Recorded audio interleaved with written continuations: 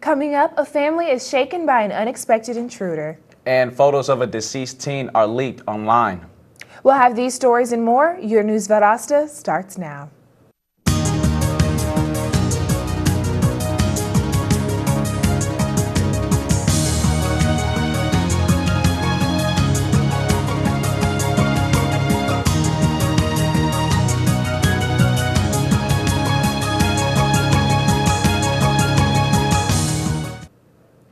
Welcome to News Valdosta. I'm Matt Tanga. And I'm Quenisha Claiborne. Police are still actively searching for a suspect who entered a family's home. Yesterday morning on the 300 block of Sawgrass, a gunshot was fired in the home of a family and they were all still in bed. The family called the authorities at approximately 12:30 a.m. and stated that someone fired a gun in their home but disappeared before they were able to see them. When they came into the living room, the front door was open and a shell casing was found. Apparently, the bullet hit a wall but did not injure anyone within the home. The Valdosta police are asking for anyone with information on the case to contact them. We've just learned that the autopsy report of Valdosta teen Kendrick Johnson has been leaked to an online blog. Autopsy reports are not included in public records like autopsy photos. The teen was found in a rolled-up gym mat at Lowndes High School in January of last year. According to the Lowndes County District Attorney's Office, the family could seek legal action in the civil court if the autopsy report was obtained illegally. The Valdosta Regional Airport may be top-notch in the state when it comes to safety issues, but potential passengers are increasingly worried about the spread of the Ebola disease in airplanes. And passengers sometimes disagree when it comes to precautions at the regional airport. Nicholas Hairbring has more on the story. I'm standing here at the Valdosta Regional Airport next to the safety screening, where the next plane is about to take off to the Atlanta Airport. The Atlanta International Airport is one of 5 airports in the nation who introduced a fever screening last week in order to detect the virus of Ebola. And I want to know if the passengers here at the Valdosta Regional Airport would also feel safer if the airport would screen for fever in order to detect the Ebola virus. The regional airport keeps calm about the Ebola virus, even though certain countries like Australia stopped allowing the entry for airplanes from West Africa at all, whereas the American Center for Disease Control and Prevention limited the flights from endangered countries to 5 major airports. New York, Newark, Washington DC, Atlanta and Chicago all screen arriving passengers for fever. Since all flights at Valdosta are coming or going to Atlanta, there shouldn't be anything to worry about. However, passengers may feel safer with the screening. Yes, I would feel safer if the temperature screening was held at the Valdosta Regional Airport. I think the temperature screening will allow for one to know if the person actually has Ebola or if the actual disease is actually active in their system. And I think there's not any way that you can have too much security. So I would definitely support the temperature reading at the Valdosta Regional Airport. The opinions about the necessity of the temperature screening separate apart, since frequent flyers know such methods involve not only money, but also extra manpower. I don't think domestic airports or the small connecting airports that really need to do it. They don't have the manpower or the facilities to handle that kind of equipment. Whereas Atlanta International, they have all the international flights coming in and they have the manpower and the equipment and the money and the funds available to do that up there. They should be catching it before it even comes to our airport. Today I had the chance to talk to frequent flyers here at the Valdosta Regional Airport and about how they feel when it comes to the Ebola virus. Some of them said that they would definitely feel safer if there was an Ebola screening down here. Others said since the International Airport in Atlanta takes care of that, there's no need to worry about it. I think they're right, because the Ebola virus shouldn't have the chance to come down here. I'm Nicholas Hairbring for Your News Valdosta. Daylight saving time will end at 2 a.m. this Sunday. That means people should turn their clocks backward 1 hour to 1 a.m. that morning. Daylight saving time is observed by the United States and Canada. Its purpose is to provide more hours of daylight during the evenings and less in the mornings. Valdosta Fire Chief Freddie Broom says daylight saving time is also a great biannual reminder to change the batteries in smoke detectors. More than 70% of home fire deaths result from fires in homes where the smoke detector did not work. So take an extra minute this weekend to change your smoke detector batteries while setting your clocks backward. Halloween is tomorrow night in most of the country, but Saturday night here in Valdosta. That's because the Valdosta Police Department has to work the Winterville football classic game this Friday, and there aren't enough officers to cover Halloween at the same time. But the police will be alert during the festivities to ensure the community's safety. Here's Brittany Williams with more. As Halloween rapidly approaches, the Valdosta Police Department will be taking extra safety precautions to ensure the well-being of the community. To deter crime associated with the spooky holiday, deputies will be patrolling residential neighborhoods on Halloween night as well as the following Saturday evening. To begin, all registered sex offenders have already been advised not to take part in any of the Halloween festivities, and to ensure full participation of these rules, the probation officers with the Georgia Department of Corrections and the Sheriff's Office will work together to conduct checks on registered sex offenders within the Lowndes County area. Here are a couple friendly tips to make sure the trick-or-treating process is going as smoothly as possible. Keep children close and in sight. Check all candy before eating, and make sure your children are on the sidewalks instead of in the streets. And for adults who may attend parties and consume alcohol, there's only one thing for you to remember: drive sober or you will get pulled over. With the News Valdosta, I'm Brittany Williams. For those of you who are trick-or-treating this weekend, we'll have all you need to know for Halloween. So stay with us.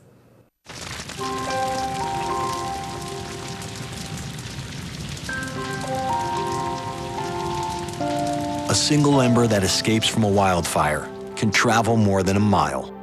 That single ember can ignite and destroy your home or even your community. You can't control where that ember will land, only what happens when it does. Get Fire Adapted now at fireadapted.org.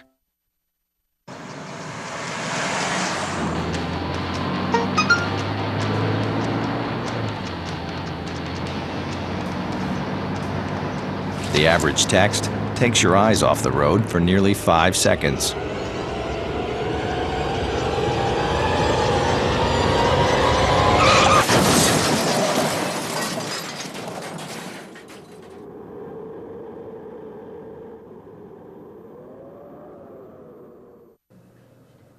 Welcome back to News Valdosta. The 5 best-selling candy days each year all happen to be in October. With Halloween only a day or two away, Valdosta residents should be mindful about the amounts of sweets that they eat this weekend. News reporter Ariel Hairston has more. Do you plan on trick-or-treating this weekend with your friends and family? If so, you may want to take into consideration the health risks that come along with eating all that candy during the Halloween season.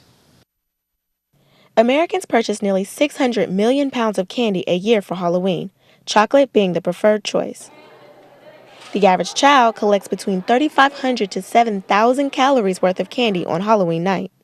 I remember whenever I was a kid, I used to always like to eat all of the candy at once, and at the end of the day, my stomach hurt really bad. 41% of children aged 2 to 11 have had cavities in their teeth, with Halloween candy being the contributing culprit. I think that I will allow them to celebrate Halloween. I don't think I would want them to eat too much, so I just have to limit whatever they get. According to Reader's Digest, candy such as Jolly Ranchers, M&Ms, and Tootsie Rolls are healthy alternatives to the fattening favorites. Our candy sales do go up this month because of Halloween and trick-or-treating. So yeah, we do get more people coming in here to buy candy. The average household spends $44 a year on candy. Hopefully this year, Americans will choose to eat the candy in moderation. If you're going to be out trick-or-treating this Halloween season, please be mindful of the amount of candy that you consume in order to avoid future health concerns. For News Valdosta, I'm Ariel Hairston. If you're a fan of the Great Pumpkin, you do not want to miss tonight's event at the Turner Center. Reporter Allison Thorpe has this story. The Turner Center for the Arts is having an artistic competition fit for the season, pumpkin carving. And tonight you can enter up to 3 different pumpkins for only $5 per person. Judging begins at 6 and the awards will be announced at 6:15 p.m. The pumpkins will be displayed at their sculpture gardens tonight through Halloween. Different awards will be given for both youth and adults, and prizes include Best Overall, Best Decorated, Best Carved, and Scariest Pumpkin. Costumes are encouraged, and you can pick up your pumpkins anytime on Saturday from 10 to 4 p.m. For News Valdosta, I'm Allison Thorpe. During November, the South Georgia Medical Center is offering 4 programs geared to educate area men on common health issues. The panel presentation each cover different specialty topics in the medical field and provide opportunities for area men to ask questions to SGMC-affiliated physicians. The event will be held in the SGMC Smith Northview campus cafeteria from 6 to 7 in the evenings. There is no cost to attend, and the sessions begin this Tuesday with a panel of orthopedic surgeons. For more information, contact SGMC. The Keep Lowndes Valdosta Beautiful organization is sending its appreciation to the community for making a difference this past weekend. I was able to speak with the executive director of KLVB about the importance of making a difference. This past weekend, Keep Lowndes Valdosta Beautiful has made a difference on their Make a Difference Day for their community. The Make a Difference Day event is the largest annual celebration for neighbors to help other neighbors. For us, it's another event in our annual program of work that we have. Make a Difference Day was started by USA Weekend magazine over 20 years ago, and it's just a nationally recognized day of neighbors helping neighbors, folks trying to make a difference in their community, and that's what we're trying to do here in Lowndes, Valdosta, Georgia. I spoke with the chairman of KLVB on the importance of Make a Difference Day for the community. We want people to have pride of their community. It's a bad feeling when you ride down roads or gateways or streets and you see litter everywhere. You think, well, who's in charge? Who really cares? You can count on us, we care, and we will be the ones going forth with that effort to clean up Valdosta and Lowndes County. If you are interested in volunteering to help keep the community clean, make sure to visit KLVB's website on upcoming events as they continue to keep Lowndes Valdosta beautiful. For News Valdosta, I'm Matt Tenga. When we come back, we'll take a look at our local weather with Tevin Williams. So don't go away. We'll be right back after this. NFC, AFC, offensive linemen, defensive tackles, quarterbacks, and cornerbacks are all working with United Way for a million little reasons. The kids of our communities, to ensure their academic success all the way to graduation day. You see, it takes about 12 years to create a graduate, but it takes the same time to create a dropout. And the difference between a kid becoming one or the other could be a professional athlete, or it could be you. Studies showed the earlier we get to kids, the better their chances. So become a United Way volunteer reader, tutor, or mentor, and make a difference in the life of a child, for the life of that child. Give. Advocate. Volunteer. Live united. Join your favorite NFL players. Take the pledge. Go to unitedway.org. Valdosta State University. Encouraging. In-depth inquiry. Hands-on experience. Service and involvement. And a global view. While offering a beautiful residential campus. Over 100 fields of study. Graduate and online degrees. And championship athletics. All in a warm and friendly community. Get connected and involved. Do more, become more. Valdosta State University. Welcome back to News Valdosta. Now let's look at what seems to be encouraging weather forecast from weather anchor Tevin Williams. Tevin? Thank you, Matt. Well, the weather is looking very promising for the rest of today, guys, so let's take a look at it. We are starting to see some cooler temperatures. The high for today is probably going to be 78 degrees, and the low for the evening will be a little chilly as the number will drop to 49 degrees. With our temperatures getting a little cooler, our humidity will drop to a little less than half, being at 46 degrees. We are also looking forward to no rain for today. During this evening, we see a nice cool temperature driving our weather. The low for tonight will be 49 degrees with a 0% chance of rain. Now, even with our temperatures dropping, we still see a higher percentage of humidity for tonight. The humidity will be at 63%, so expect to feel a little moist this evening if you step outside. For tomorrow, we can see a slight decrease in temperatures. The high will be 75 degrees and the low will be 44 degrees. The humidity during the day will be 44% and we will see a rise as the day continues at 60%. We are still experiencing a nice drought on rain, so we will have no chance of rain for tomorrow. With our UV index, we saw very low light this morning with the UV index set at 0. The UV index for today rose to 6, making it high. For my easy burners out there, take precautions since tomorrow will be a little warm. Protect your skin from the harsh rays of the sun. Great news for the pollen count today. We only have a 0.2 rise in pollen count from Tuesday, making it set at 1.8. For all my sneezers and teary-eyed allergy people, you should be good for tomorrow evening and today. Our pollen is going down along with our temperatures, so our weather is looking great. I hope everyone has a great weekend. Now back to you two at the news desk. Thank you, Tevin. When we come back, we will look into the big upcoming sports events for this week with Lanika Alexander, so don't touch that dial. Thanks for calling the GED Pep Talk Center. Jerry Stiller speaking. Your level 7 in-your-face pep talk. I can keep pushing you. Believe me, I'm good at it. But at some point, you're going to need to start pushing yourself. See, once you've got your GED diploma, you'll feel so good about yourself. You tough. You can't change your past, but you can definitely change your future. That makes me so happy, I'm ready to bust out a dance. Mr. Trejo, can they transfer this guy to you? My gentle technique isn't really working. You need something a little more persuasive. Yes. You listen, and you listen good. Hey, where's my sandwich? Terry? Terry! Take it from me, the King DMC. It's a real cool thing to get your GED. Get that diploma! Now hold on and we'll find you free GED classes. Capiche? Whatever motivation you need, we've got a pep talk for you. Get your GED pep talk and find free classes at yourged.org.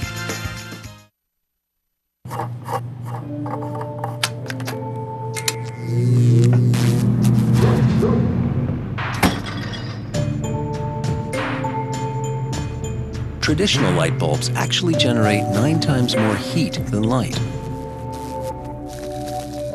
Switch to Energy Star light bulbs, and you'll realize just how much cash you are really burning through. Saving energy saves you money. Learn more at energysavers.gov. Welcome back. Now let's check in with Lanika Alexander for our local sports. Lanika? Thanks, Matt. Well, kicking off sports, the Valdosta State University Blazers football team will take on the Tigers of West Alabama tonight. The game will air on ESPN 3 at 7 p.m. and the game will be held at Tiger Stadium on the West Alabama campus. The VSU Blazers' current overall record is 5-2, and they look to add to their streak of wins. Valdosta State's golf team tied for 14th at the McDonough Cup at Rio Panier Country Club on Tuesday. VSU finished the 3-round tournament at 903 and 39 over par. VSU Andrew Eunice also competed in the event as an individual and finished tied for 66th at 232 after a final round 78. The tournament concludes the fall schedule for Valdosta State. The Blazers return to action Monday, February 9th when it opens play in the Matlock Collegiate in Lakeland, Florida. If Colquitt County can snag a win against Tift County in Friday's 7:30 game at Brody Field, the Packers will claim the program's first region title since 1999. In order to do this, the Packers will need to win their next 3, including the game against Camden County at home on Friday, November 7th, and in the first round of the playoffs to equal the 1999 team's 11-game winning streak. This year's Packers are aiming to deliver to the community its first undefeated state championship since 1994. Tomorrow is one of the most anticipated and long-awaited days of the year for Lowndes County. The Wintersville Classic football game has finally come, and the Vikings will battle it out against the Wildcats at the Bazemore Hyatt Stadium. And yes, tickets are sold out. The Vikings are currently 6-2 overall and 1-2 in the region, while the Wildcats are 7-1 overall and 2-1 for the region play. Lowndes will play one more region opponent before playoffs begin, Tift County, and Valdosta High will face Lee County. Regardless of who takes home a victory at Wintersville, both teams will advance to the playoffs. One final reminder, the Wintersville game is expecting a lot of traffic, so motorists are urged to drive the caution throughout the area surrounding the Bazemore Hyatt Stadium. That's all I have for you guys in sports. Don't forget to get out and enjoy the sports events this weekend, and back to you guys at the news desk. Thanks, Lanika. Do you like Georgia coastal art scene? If so, you don't want to miss what we have coming up. So stay with us.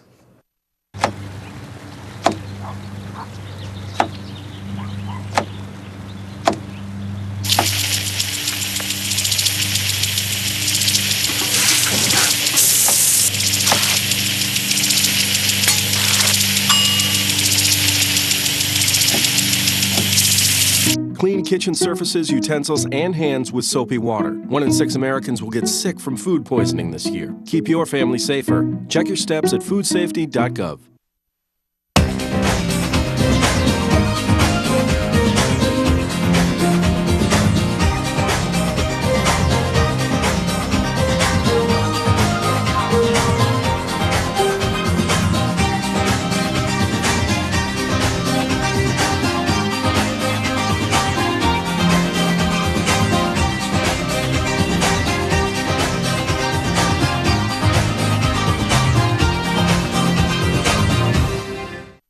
Welcome back to News Valdosta.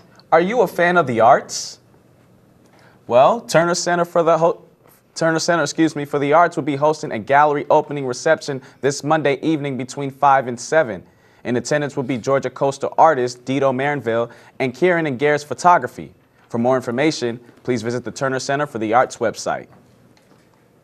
You and your family can enjoy safe trick-or-treating at the Valdosta Mall tomorrow night between 5 and 7. Stop by participating stores for treats. Kids can enter a costume contest for a chance to win gift cards. This event is free for all ages. And this Sunday, First United Methodist Church will be celebrating the season with the Big Top Carnival. The circus theme event will include a photo booth, games, prizes, and a hayride. There will also be cotton candy, boiled peanuts, and hot dogs. The event will be held in the afternoon from 4 to 6. If you would like more information, contact First United Methodist Church. Getting arrested is never a fun thing to go through. News reporter Camille Pollitt has this story on what happens when you get arrested in the city of Bremerton. With Halloween being just a few days away, this is one of the major holidays where many people do get arrested. Here in the city of Bremerton, you want to make sure you are following the law so you do not end up in trouble. Today, we are going to take a closer look at the steps of being arrested. When you get arrested in the city of Bremerton, it is because they have probable cause. This takes place when the suspect is taken into custody and transported to the Lowndes County Jail to be charged and booked. Arrests mostly occur without a warrant. The city of Bremerton we write more tickets than we do arrest people.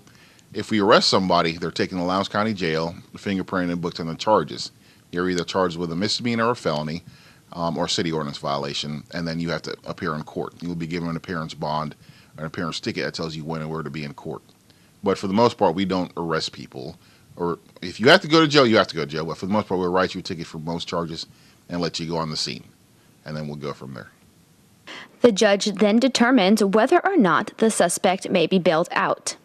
They will be denied bail if there is no amount that ensures the defendant will show for trial. This also ensures the safety of the community in the meantime.